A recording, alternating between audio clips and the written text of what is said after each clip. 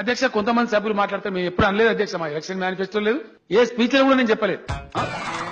ఇంటికో ఉద్యోగం ఇస్తామన్నారు. ఇది అవుతుందా అధ్యక్ష? ఇది అన్నమా మేము ఎక్కడన్నా టీఆర్ఎస్ ఎక్కడ చూపెడతారా మా స్టేట్మెంట్? కుటుంబంలో ఒక్కలకు ఉద్యోగం కూడా కల్పిస్తామని చెప్పి కుటుంబంలో ఒక్కలకు ఉద్యోగం కూడా కల్పిస్తామని చెప్పి ఆ తర్వాత అధ్యక్ష 100% మనవి చేస్తా ఉన్న ఈ శాసనసభ ద్వారా తెలంగాణ యువకులకు 1,00,000 ఉద్యోగాలు తెలంగాణ యువకులకు వస్తాయి అధ్యక్ష. మనం చాలా కార్యక్రమాలు పెట్టుకున్నాం, అందులో ఎవరికి ఎటువంటి అనుమానం అవసరం లేదు. డెఫినెట్ గా 1,00,000 ఎంప్లాయ్మెంట్ రాబోయే 2 సంవత్సరాలలో తెలంగాణ యువతకు వస్తుందని చెప్పి నేను హామీ ఇస్తా ఉన్నా అధ్యక్ష. ఎవరు బెంబేలెత్తాల్సిన అవసరం లేదు. నేను కుండ బద్దలు కొట్టినట్టు గతంలో చెప్పిన అధ్యక్ష, మళ్ళీ చెప్తా ఉన్నా. అయ్యా చదువుకుంటే ఉద్యోగాలు అడిగినా మీ ప్రభుత్వాలు ఇచ్చేటి ఎన్నండి? ఇన్నేళ్ళు ఇప్పుడు 60 ఏళ్ళు జరిగింది, ఎన్ని ఇచ్చిన ఉద్యోగాలు? ఎన్ని కోట్ల మందికి ఇచ్చినండి ఉద్యోగాలు? ఇస్తారా? సాధ్యమవుతుందా? ప్రభుత్వ గ్యాంబిట్ ఎంత?